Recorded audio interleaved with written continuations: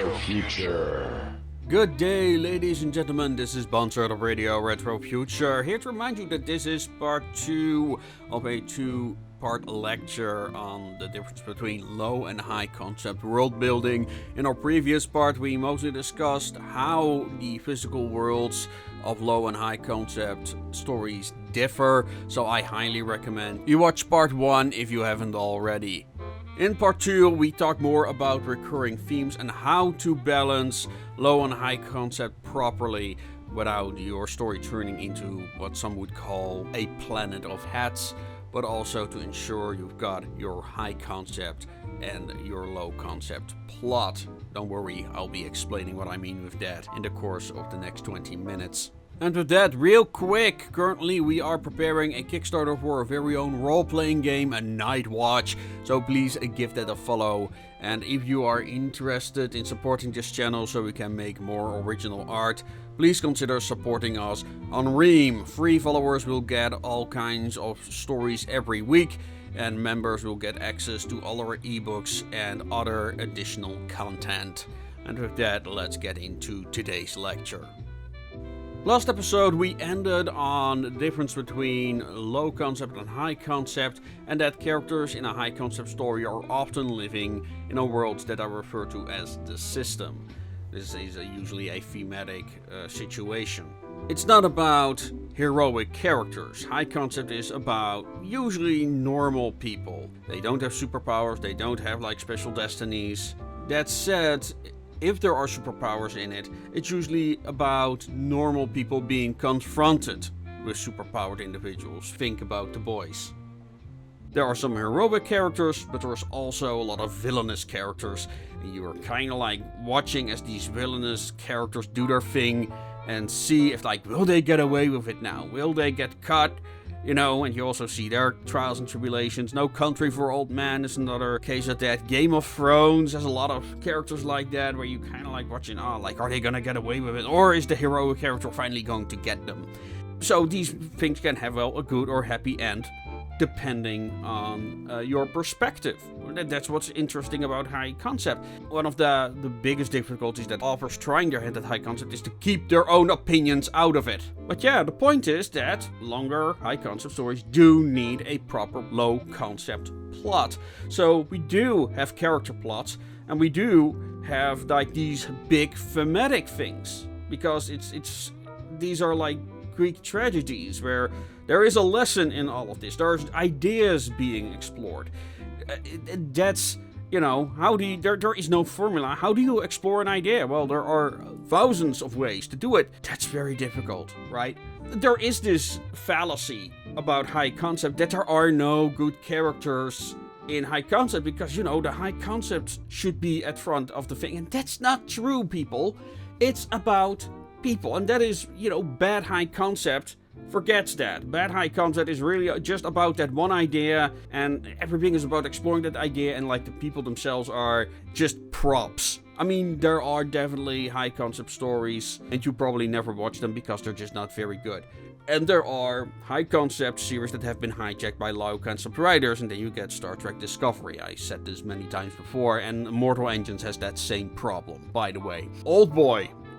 Great series. Squid Games, you know, that was like the hottest thing for the longest time. The Expanse, like one of the best watched shows on Amazon Prime. And Star Trek Khan, which again is a character study of Captain Kirk. So it's not that they don't have characters like in Low Concept. The difference is that these are character studies rather than heroic journeys. Yeah, and you can say, well, there are heroic journeys like in Wrath of Khan.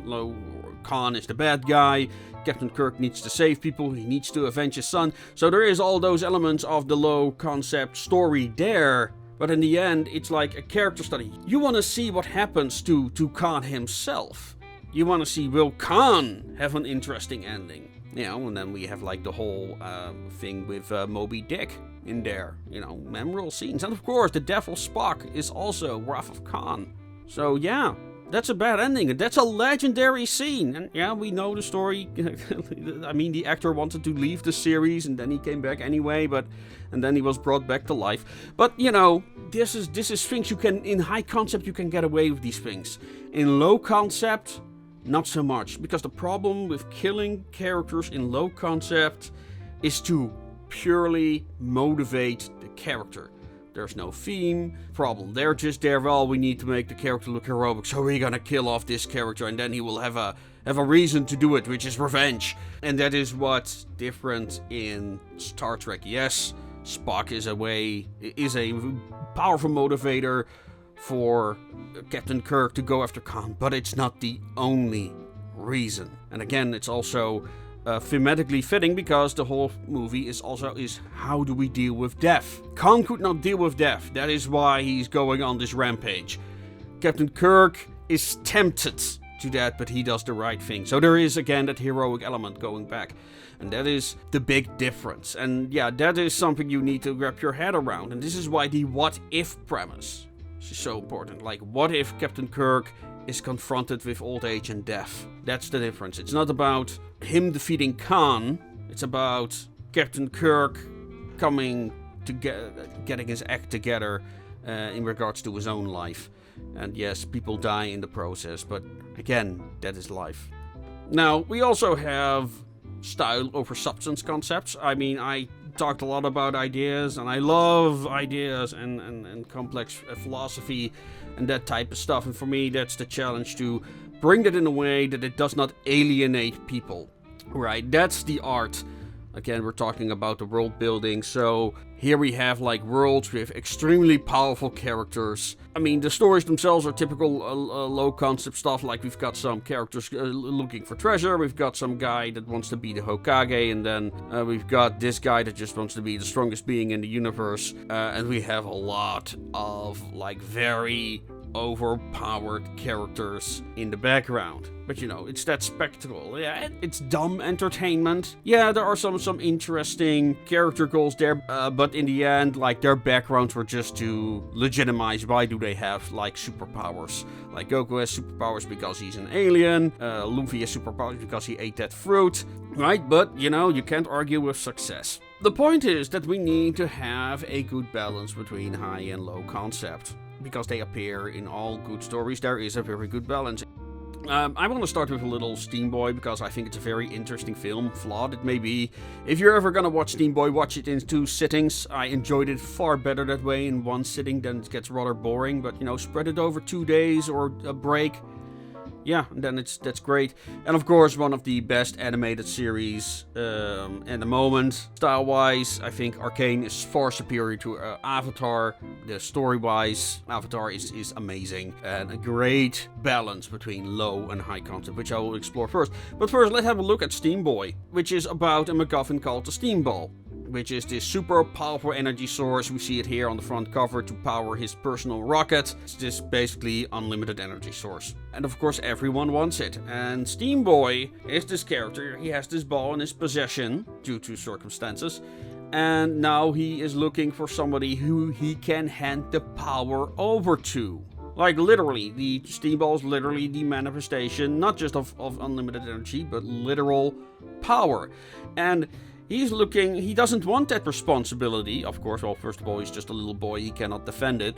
But, I mean, there's all these factions who are not evil, they're just very focused on their own ambitions, which, I mean, you know, the nation, you know, the idea, the philosophies, the ideologies.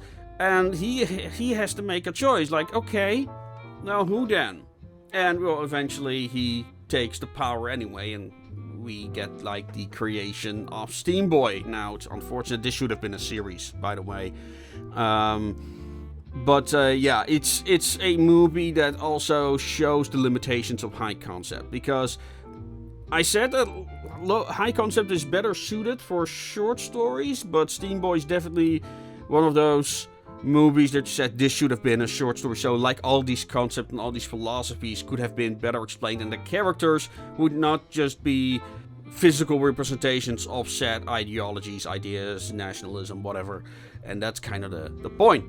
Now, why does this take place in London? And I talked about it a lot, about why is steampunk so Victorian, which, I mean, yeah, that is a question you should have been asking a very long time ago. And of course, well, it's the Victorian era. It's the era of progress, the epicenter of progress. I mean, we have the World's Fair, the Crystal Palace. That's not a coincidence. That is very intentionally done. The Crystal Palace was their view of the future. Like, London is like this beacon. I mean, it's probably one of the filthiest cities in the world at the time, but it's also has like all this progress and ideas and developments going through it as well.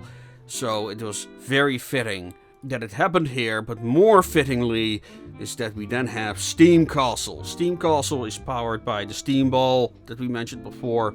There's unlimited energy source, and it's literally a flying castle, as you see. Mild spoiler, but I need you to see this imagery. We see London here with its harbors. We see like people celebrating the future with the World's Fair, Crystal Palace there in the background, and then we have like this black castle rising up from the ground, and yeah, it's literally destroying the current society. And that is not, again, very intentional. That's the whole idea, that this thing is the new representation of the future. And this is also like the motivation. The motivation of the character controlling that castle is not to conquer the world, it's to inspire. Okay, well, you look at it, is this the right type of inspiration? Well, he wants people to dream big. He thinks that people are dreaming too small, and then he shows off this massive machine. And of course, this will lead to a situation where people want to figure out how he did it. That's the whole idea. It's a very intriguing idea, although very over the top, but I love it. So, again, that brings us back to what is a good balance. And here's the thing. If Steamboy has done something well, it's that the questions that Steamboy asks, those deep ideas, are motivating the main character. The main character listens to all these ideas and decides, no, I'm not gonna hand the power over to any of you. I'm gonna keep the power and do what I believe is right. Now, of course, he is a heroic character. There's the low concept angle again. So, of course, he'll do the right thing because he is heroic. It's really because of his interactions with other people's ideas that he makes those decisions. And that is something that we also see in Avatar: The Last Airbender. But first, let's have a look at the low concept angles of The Last Airbender, right? Because we have all the greatest hits there. We've got a character, Aang, who leaves home, right? He's a young boy going into chaos. Now, he's also fleeing from the problem, by the way. So there we have the high concept angle as well. More about that later. The enemy then comes to destroy his home while he's absent. Long story. And then when he comes back, he's also confronted with the death of his people, in particular his master. So there we kind of like have that the place he comes to, the ruins, like his home is now a place of chaos and death, and he finds the remains of his master, and that is his call to action. But is the call to revenge a call to save someone? No. Again, this is very intertwined with the questions that this series is asking. Now, he must also restore order to avenge his people, or will he, and gets his friends to help him. So that's the hub, his fellow friends that will travel among him on the way, that will become the hub, as it were. Some call it Team Avatar, and they also have this flying animal, by the way. I should have added a picture there. That also will help them on their quest, and also has his own little stories that sometimes. And yeah, we also have many quest locations on various places of inspiration and confrontation, and eventually we also have the big fight. So we have all the low concept greatest hits there, but it's what I love about this. We cannot talk about those low concept ideas without the high concept, and that is great writing.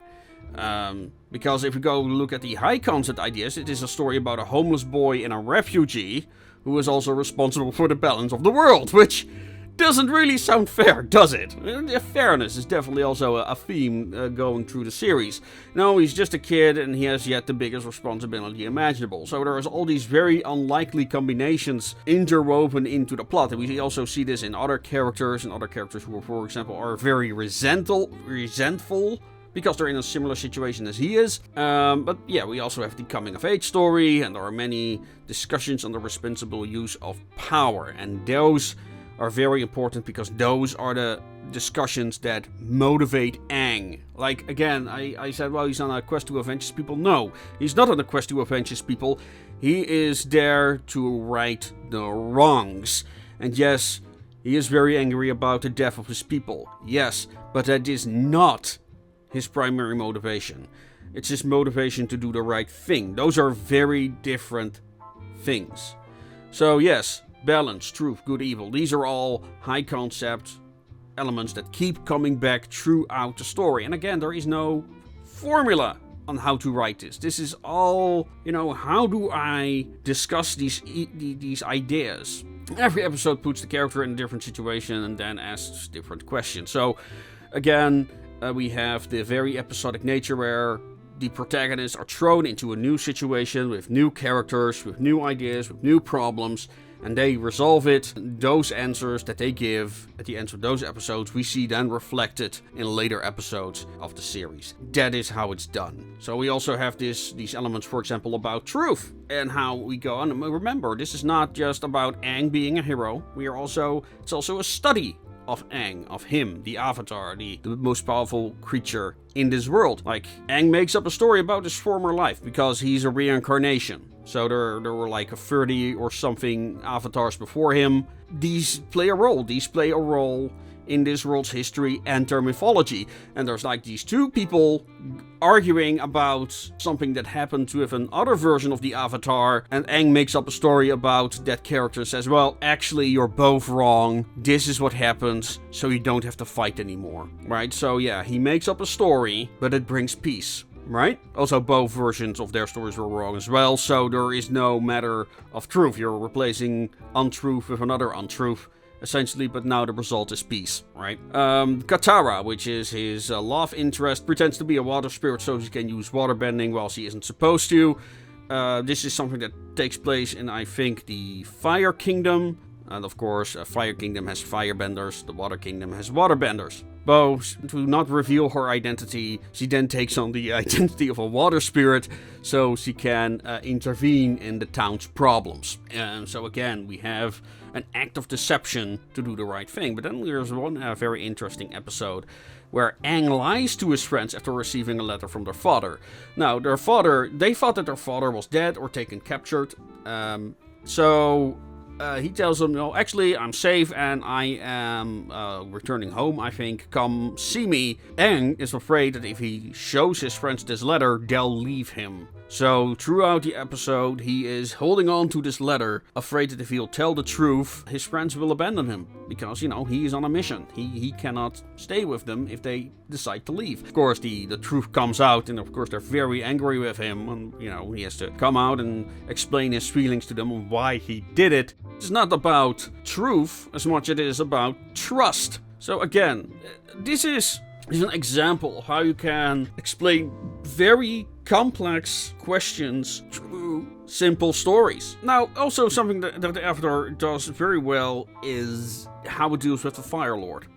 Right? The Fire Lord is not revealed until the last few episodes of the series, but his presence is always there. Now, for context, the Fire Lord wants to control the world, and for that he wants to kill the Avatar. Or no, rather he wants to capture him so the Avatar cannot reincarnate. That was also the whole reason why all the airbenders in this universe, Aang's tribe, were killed. So they could not reincarnate. So an actual act of genocide was committed to prevent the Avatar from being born. That was what the idea was. And essentially they hope to capture him. Another reincarnation will at least be postponed for a very long time. But the Fire Lord, instead of revealing him, we hear stories about him, we know what he's capable of. We have Zuko, the disgraced son. He's the first one to go after the Avatar. Many believe it's to be a fool's errand, that the Avatar is gone. But the Fire Lord isn't completely convinced. So he sends his disgraced son after him, who he does not like. Then we have a moment where Aang gets chased by mercenaries, which also brings new complications. They have new methods of trying to capture him. And then we also have the Machiavellian daughter, Zuko's sister, whose name escapes me right about now. And she is, Well, she is something else. She loves chaos, and she is a sadist, but also very Machiavellian, very intelligent.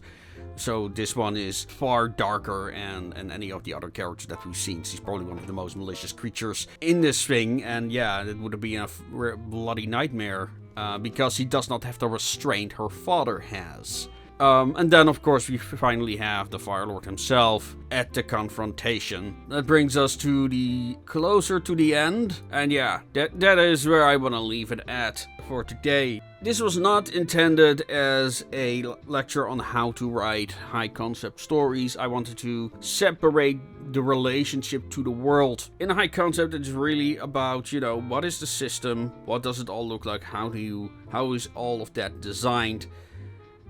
Well, in low concept, really the world completely revolves around the path, well, literally around the hero's journey. That is kind of like the thing. So, in high concept, we definitely have the hub, right? That's a very important concept. We have, like, the city, the hub, the car, the airplane. Think about the airships in many of the Final Fantasy games. There is no way to make a clear formulaic approach. I kind of lay out for you how you can, like, the basic principles of man against nature, man against the predator, man against the Terminator. That is kind of like the starting point of the writing process, the premise. But then you develop your ideas, your world, your plot. Very important, never lose sight of the plot. I cannot stress this enough. Where the character can go on a kind of like hero's journey, but not necessarily. But there is just no formulaic approach. It needs to be addressed per thing, like I did in Avatar: The Last Airbender, and how they've found that balance between low and high concepts. Many of these ideas, many of these philosophies are communicated through characters that Aang meets on his journey. That's kind of like the problem of high concept, that characters end up becoming just stand-ins for their ideology and have no interesting plot by themselves. To be very mindful of when writing high concept in general. Like I said, Steam Boy is a good example of this, if you want to see how that can be done in action, but it's a common problem in many sci-fi shows, where characters are just, oh, you represent this ideology, or you represent that ideology, and they have no background story of their own. So this is also one of the reasons why in high concept characters are often hypercharged a little bit. Like they have kind of like some extreme character trait, because they usually do not have time to go into to make interesting backgrounds, but they do have time to make interesting acting characters. So that's something you may have to can think about. I want to leave it at that because I'm nearly talking for an hour now. That was not my intent, but this is a complex issue. So yeah, I hope you enjoyed it. Don't forget to like and subscribe. Let me know your thoughts and if you learned something. And yeah, if you want to read my own take on high concept, be sure to check out our stories on REAM. And yeah, we do give away stuff like STLs, of course, full ebooks, and OC artwork for the higher tiers. So go check that out, and don't forget we are working on a Kickstarter. So yeah, go follow that. And with that being said, ladies and gentlemen, as always, make things your way.